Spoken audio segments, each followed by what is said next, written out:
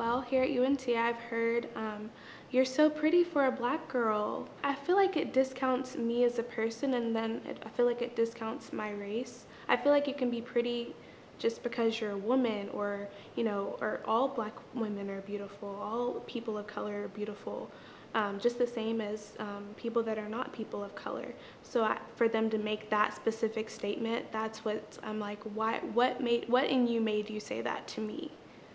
As if it were a compliment. So another type of micro insult is when students in the classroom are dismissed or treated almost as if they're invisible. For instance, in some of our sciences or engineering classes, there are few women, and professors often don't call on those women.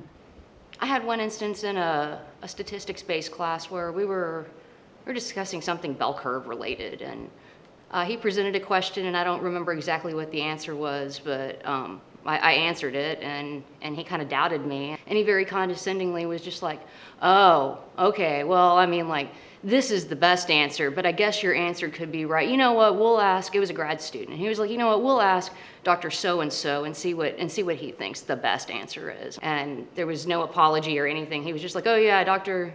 So-and-so said that, yeah, that was actually a really acceptable answer. And I was just like, okay.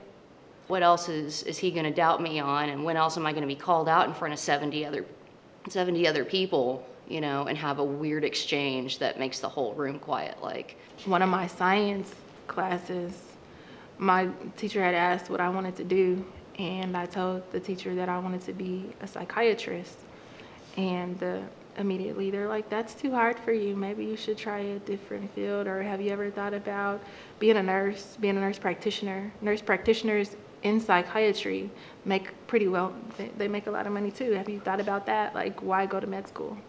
Genuinely, sometimes somebody might feel like they can't make it, you know, and then when you continue to tell them that, it does hurt, you know. I've had a lot of professors tell me to my face that they were surprised that I was as good as a student as I was, and that I paid attention in class and actually participated. And when I asked why, they said, well, you know, you just come off as a troublemaker. You have all these piercings and short hair as a girl and tattoos, and we just naturally assumed that you weren't really going to be any good.